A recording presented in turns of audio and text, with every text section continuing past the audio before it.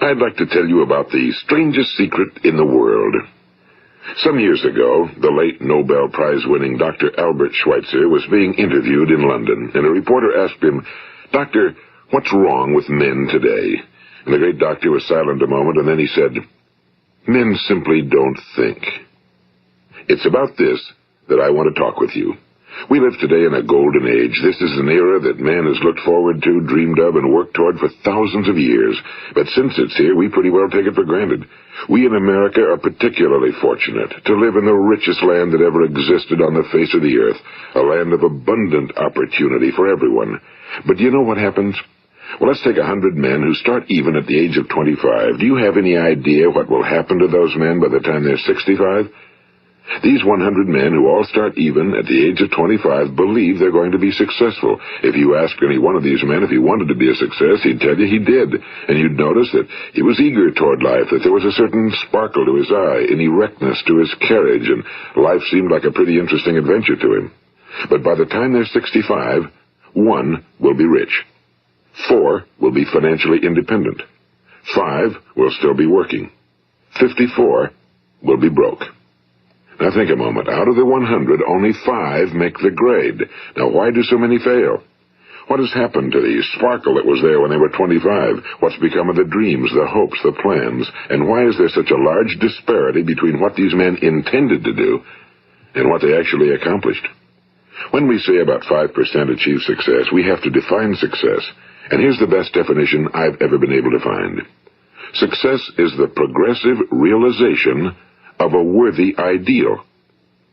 If a man is working toward a predetermined goal and knows where he's going, that man is a success. If he's not doing that, he's a failure. Success is the progressive realization of a worthy ideal. Rollo May, the distinguished psychiatrist, wrote a wonderful book called Man's Search for Himself. And in this book he says, the opposite of courage in our society is not cowardice. It is conformity. And there you have the trouble today. It's conformity, people acting like everyone else without knowing why, without knowing where they're going. Now think of it. In America right now, there are over 18 million people 65 years of age and older. And most of them are broke. They're dependent on someone else for life's necessities. Now, we learn to read by the time we're 7. We learn to make a living by the time we're 25. Usually by that time, we're not only making a living, we're supporting a family. And yet by the time we're 65, we haven't learned how to become financially independent in the richest land that has ever been known. Why? We conform.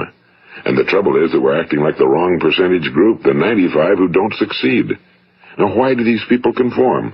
Well, they really don't know. These people believe that their lives are shaped by circumstances, by things that happen to them, by exterior forces. They're outer-directed people. A survey was made one time that covered a lot of men, working men, and these men were asked, "Why do you work? Why do you get up in the morning?" 19 out of 20 had no idea. If you ask them, they'll say, well, everyone goes to work in the morning, and that's the reason they do it, because everyone else is doing it. Now let's get back to our definition of success. Who succeeds? The only person who succeeds is the person who is progressively realizing a worthy ideal. He's the person who says, I'm going to become this, and then begins to work toward that goal. I'll tell you who the successful people are. A success is the school teacher who's teaching school because that's what he or she wants to do. The success is the woman who's a wife and mother because she wanted to become a wife and mother and is doing a good job of it. The success is the man who runs the corner gas station because that was his dream. That's what he wanted to do. The success is the successful salesman who wants to become a top-notch salesman and grow and build with his organization. A success is anyone who is doing deliberately a predetermined job because that's what he decided to do deliberately. But only 1 out of 20 does that. That's why today there isn't really any competition unless we make it for ourselves. Instead of competing, all we have to do is create. You know, for 20 years, I looked for the key which would determine what would happen to a human being. Was there a key I wanted to know which would make the future a promise that we could foretell to a large extent? Was there a key that would guarantee a person's becoming successful if he only knew about it and knew how to use it? Well, there is such a key, and I've found it. Have you ever wondered why so many men work so hard and honestly without ever achieving anything in particular, and others don't seem to work hard and yet seem to get everything? They seem to have the magic touch. You've heard them say that about someone. Everything he touches turns to gold. And have you ever noticed that a man who becomes successful tends to continue to become successful?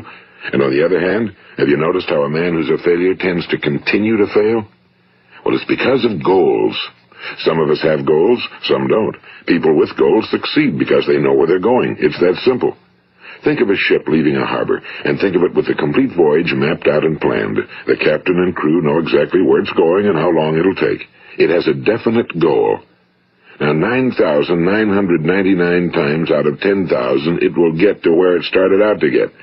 Now, let's take another ship, just like the first, only let's not put a crew on it or a captain at the helm. Let's give it no aiming point, no goal, no destination. We just start the engines and let it go. I think you'll agree with me that if it gets out of the harbor at all, it will either sink or wind up on some deserted beach, a derelict. It can't go anyplace because it has no destination and no guidance, and it's the same with a human being. Take the salesman, for example. There's no other person in the world today with the future of a good salesman. Selling is the world's highest paid profession, if we're good at it and if we know where we're going. Every company needs top-notch salesmen, and they reward those men. The sky's the limit for them. But how many can you find? Someone once said the human race is fixed, not to prevent the strong from winning, but to prevent the weak from losing. The American economy today can be likened to a convoy in time of war. The entire economy is slowed down to protect its weakest link, just as the convoy had to go at the speed that would permit its slowest vessel to remain in formation. That's why it's so easy to make a living today. It takes no particular brains or talent to make a living and support a family today. So we have a plateau of so-called security, if that's what a person's looking for. But we do have to decide how high above this plateau we want to aim. Now let's get back to the strangest secret in the world, the story that I wanted to tell you today. Why do men with goals succeed in life and men without them fail? Well, let me tell you something which, if you really understand it, will alter your life immediately. If you understand completely what I'm going to tell you from this moment on, your life will never be the same again. You will suddenly find that good luck just seems to be attracted to you. The things you want just seem to fall in line, and from now on you won't have the problems, the worries, the gnawing lump of anxiety that perhaps you've experienced before. Doubt, fear, well, they'll be things of the past. Here's the key to success and the key to failure. We become what we think about. Now let me say that again. We become what we think about. Throughout all history, the great wise men and teachers, philosophers and prophets have disagreed with one another on many different things. It's only on this one point that they are in complete and unanimous agreement. Listen to what Marcus Aurelius, the great Roman emperor, said. A man's life is what his thoughts make of it. Disraeli said this, everything comes if a man will only wait. I've brought myself by long meditation to the conviction that a human being with a settled purpose must accomplish it, and that nothing can resist a will that will stake even existence for its fulfillment. Ralph Waldo Emerson said this, a man is what he thinks about all day long. William James said, the greatest discovery of my generation is that human beings can alter their lives by altering their attitudes of mind. And he also said, we need only in cold blood act as if the thing in question were real, and it will become infallibly real by growing into such a connection with our life that it will become real. It will become so knit with habit and emotion that our interest in it will be those which characterize belief. And he also said, if you only care enough for a result, you will almost certainly attain it. If you wish to be rich, you will be rich. If you wish to be learned, you will be learned. If you wish to be good, you will be good. Only you must then really wish these things and wish them exclusively, and not wish at the same time 100 other incompatible things just as strongly. In the Bible, you read in Mark 9:23, if thou canst believe, all things are possible to him that believeth. My old friend Dr. Norman Vincent Peale put it this way, this is one of the greatest laws in the universe. Fervently do I wish I had discovered it as a very young man. It dawned upon me much later in life, and I found it to be one of the greatest, if not my greatest discovery outside of my relationship to God. The great law, briefly and simply stated, is that if you think in negative terms, you will get negative results. If you think in positive terms, you will achieve positive results. That is the simple fact, he went on to say, which is at the basis of an astonishing law of prosperity and success. In 3 words, believe and succeed. William Shakespeare put it this way: our doubts are traitors and make us lose the good we oft might win by fearing to attempt. George Bernard Shaw said, people are always blaming their circumstances for what they are. I don't believe in circumstances. The people who get on in this world are the people who get up and look for the circumstances they want, and if they can't find them, make them. Well, it's pretty apparent, isn't it? And every person who discovered this for a while believed that he was the first one to work it out. We become what we think about. Now, it stands to reason that a person who's thinking about a concrete and worthwhile goal is going to reach it, because that's what he's thinking about, and we become what we think about. Conversely, the man who has no goal, who doesn't know where he's going, and whose thoughts must therefore be thoughts of confusion and anxiety and fear and worry, becomes what he thinks about. His life becomes one of frustration and fear and anxiety and worry. And if he thinks about nothing, he becomes nothing. Now, how does it work? Why do we become what we think about? Well, I'll tell you how it works as far as we know. Now, to do this, I want to tell you about a situation that parallels the human mind. Suppose a farmer has some land, and it's good fertile land. Now, the land gives the farmer a choice. He may plant in that land whatever he chooses. The land doesn't care. It's up to the farmer to make the decision. Now, remember, we're comparing the human mind with the land because the mind, like the land, doesn't care what you plant in it. It will return what you plant, but it doesn't care what you plant. Now, let's say that the farmer has 2 seeds in his hand. One is a seed of corn. The other is nightshade, a deadly poison. He digs 2 little holes in the earth, and he plants both seeds, one corn, the other nightshade. He covers up the holes, waters, and takes care of the land, and what will happen? Invariably, the land will return what's planted. As it's written in the Bible, as ye sow, so shall ye reap. Now remember, the land doesn't care. It'll return poison in just as wonderful abundance as it will corn. So up come the 2 plants, one corn, one poison. Now, the human mind is far more fertile, far more incredible and mysterious than the land, but it works the same way. It doesn't care what we plant. Success, failure. A concrete, worthwhile goal, or confusion. Misunderstanding, fear, anxiety, and so on. But what we plant, it must return to us. You see, the human mind is the last great unexplored continent on Earth. It contains riches beyond our wildest dreams. It will return anything we want to plant. Now, you might say, well, if that's true, why don't people use their minds more? Well, I think they figured out an answer to that one, too. Our mind comes as standard equipment at birth. It's free, and things that are given to us for nothing we place little value on. Things that we pay money for, we value. The paradox is that exactly the reverse is true. Everything that's really worthwhile in life came to us free. Our minds, our souls, our bodies, our hopes, our dreams, our ambitions, our intelligence, our love of family and children and friends and country, all these priceless possessions are free. But the things that cost us money are actually very cheap and can be replaced at any time. A good man can be completely wiped out and make another fortune. He can do that several times. Even if our home burns down, we can rebuild it. But the things we got for nothing, we can never replace. The human mind isn't used because we take it for granted. Familiarity breeds contempt. It can do any kind of job we assign to it, but generally speaking, we use it for little jobs instead of big, important ones. Universities have proved that most of us are operating on about 10% or less of our abilities. So decide now, what is it you want? Plant your goal in your mind. It's the most important decision you'll ever make in your entire life. What is it you want? Do you want to be an outstanding salesman? A better worker at your particular job? Do you want to go places in your company? In your community? Do you want to get rich? All you've got to do is plant that seed in your mind, care for it, work steadily toward your goal, and it will become a reality. It not only will, there's no way that it cannot. You see, that's a law, like the laws of Sir Isaac Newton, the laws of gravity. If you get on top of a building and jump off, you'll always go down. You'll never go up, and it's the same with all the other laws of nature. They always work. They're inflexible.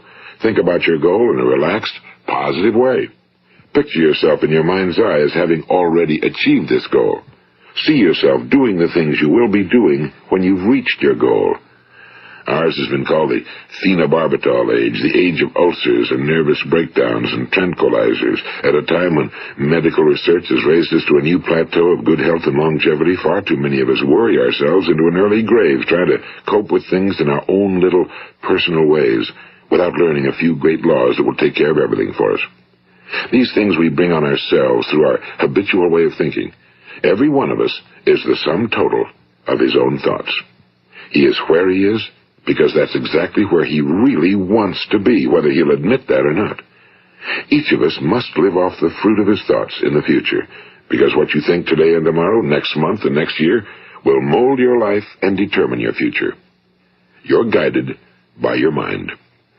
I remember one time I was driving through eastern Arizona, and I saw one of those giant earth-moving machines roaring along the road at about 35 miles an hour with what looked like 30 tons of dirt in it. A tremendous, incredible machine, and there was a little man perched way up on top with the wheel in his hands guiding it. And as I drove along, I was struck by the similarity of that machine to the human mind. Just suppose you're sitting at the controls of such a vast source of energy. Are you going to sit back and fold your arms and let it run itself into a ditch? Or are you going to keep both hands firmly on the wheel and control and direct this power to a specific, worthwhile purpose? It's up to you. You're in the driver's seat. You see, the very law that gives us success is a two-edged sword. We must control our thinking. The same rule that can lead a man to a life of success, wealth, happiness, and all the things he ever dreamed of for himself and his family. That very same law can lead him into the gutter. It's all in how he uses it, for good or for bad.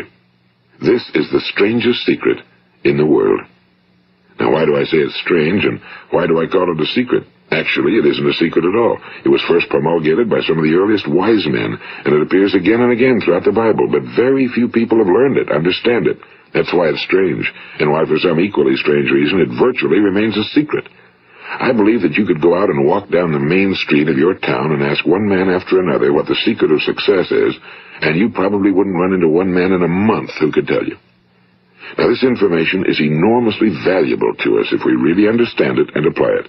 It's valuable to us not only for our own lives, but the lives of those around us, our families, employees, associates, and friends. Life should be an exciting adventure. It should never be a bore. A man should live fully, be alive. He should be glad to get out of bed in the morning. He should be doing a job he likes to do because he does it well. One time I heard Grove Patterson, the great late editor-in-chief of the Toledo Daily Blade, make a speech, and as he concluded his speech, he said something I've never forgotten. He said, "My years in the newspaper business have convinced me of several things. Among them, that people are basically good, and that we came from someplace, and we're going someplace. So we should make our time here an exciting adventure. The architect of the universe didn't build a stairway leading nowhere." And the greatest teacher of all, the carpenter from the plains of Galilee, gave us the secret time and time again. As ye believe, so shall it be done unto you. I've explained the strangest secret in the world and how it works. Now, on this side, I want to explain how you can prove to yourself the enormous returns possible in your own life by putting this secret to a practical test. I want you to make a test that will last 30 days. It isn't going to be easy, but if you'll give it a good try, it will completely change your life for the better. Now, back in the 17th century, Sir Isaac Newton, the English mathematician and natural philosopher, gave us some natural laws of physics which apply as much to human beings as they do to the movement of bodies in the universe. And one of these laws is that for every action, there is an equal and opposite reaction. Simply stated, as it applies to you and me, it means we can achieve nothing without paying the price. The results of your 30-day experiment will be in direct proportion to the effort you put forth. To be a doctor, you must pay the price of long years of difficult study. To be successful in selling, and remember that each of us succeeds to the extent of his ability to sell. Selling our families on our ideas, selling education in schools, selling our children on the advantages of living the good and honest life, selling our associates and employees on the importance of being exceptional people. To, of course, the profession of selling itself. But to be successful in selling our way to the good life, we must be willing to pay the price. Now, what is that price? Well, it's many things. First, it's understanding emotionally, as well as intellectually, that we literally become what we think about, that we must control our thoughts if we're to control our lives. It's understanding fully that as ye sow, so shall ye reap.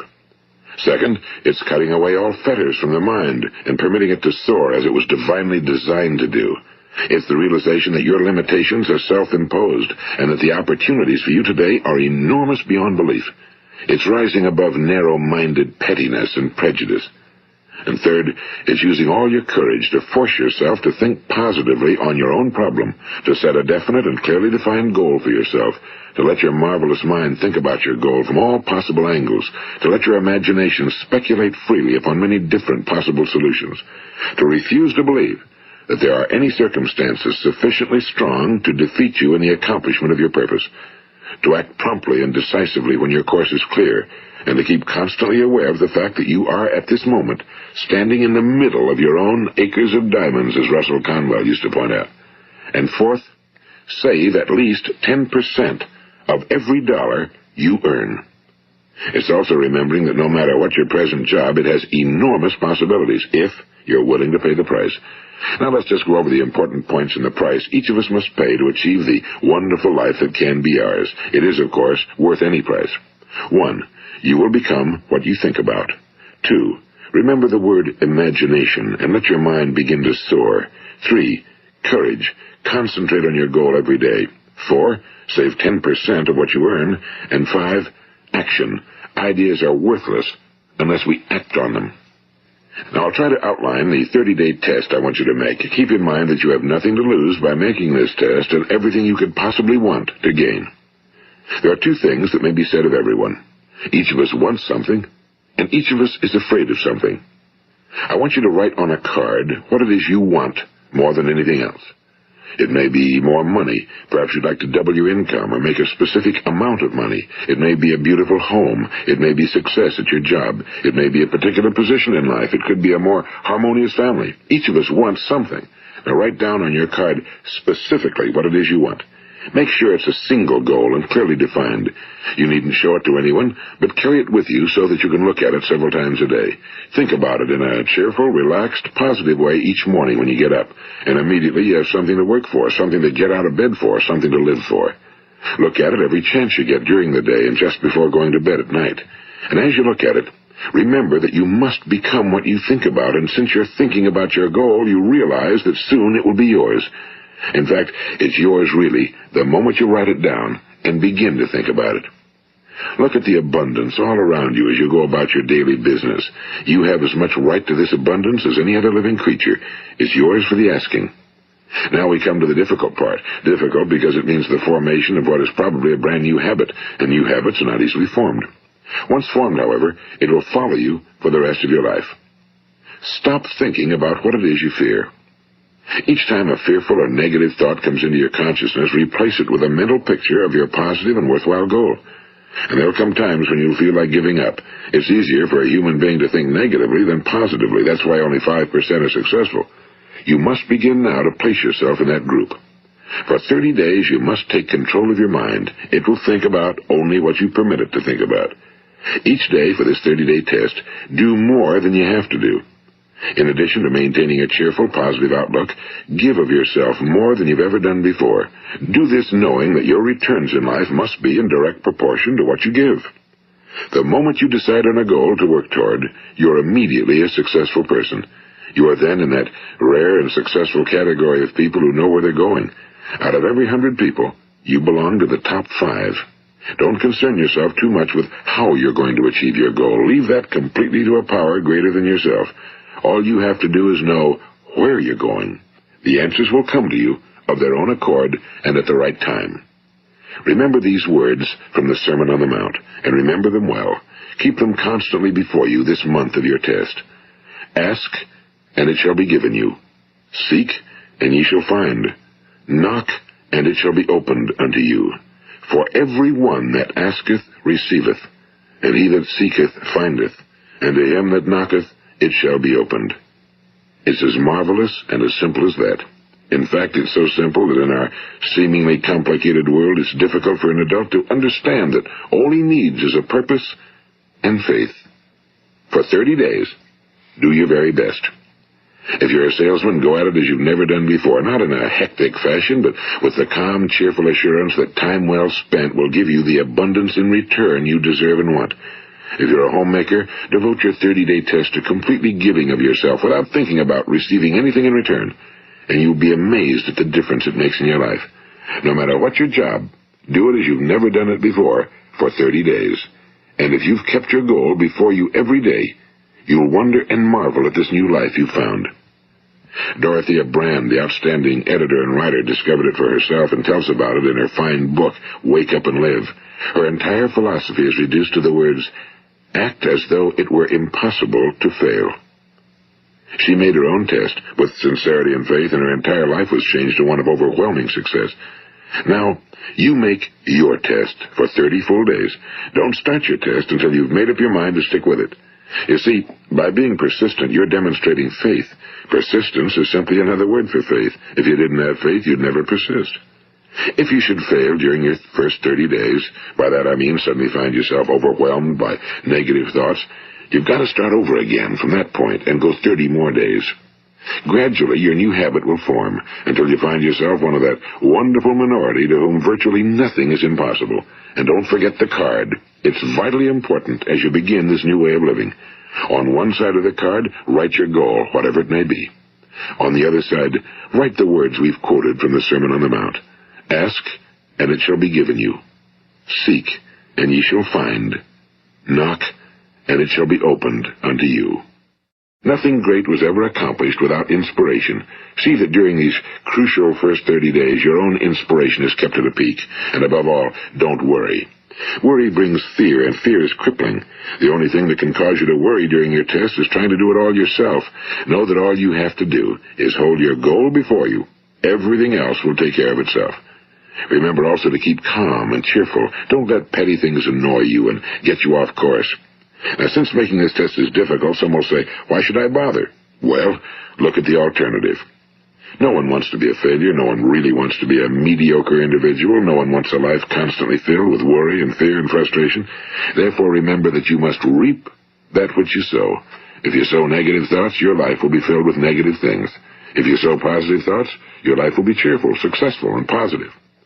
Now, gradually, you will have a tendency to forget what you've heard on this recording. Play it often. Keep reminding yourself of what you must do to form this new habit. Gather your whole family around at regular intervals and listen to what's been said here. You know, most men will tell you that they want to make money without understanding the law. The only people who make money work in a mint. The rest of us must earn money. This is what causes those who keep looking for something for nothing or a free ride to fail in life. The only way to earn money is by providing people with services or products which are needed and useful. We exchange our time and our product or service for the other man's money. Therefore, the law is that our financial return will be in direct proportion to our service. Now, success is not the result of making money. Making money is the result of success, and success is in direct proportion to our service. Most people have this law backwards. They believe that you're successful if you earn a lot of money.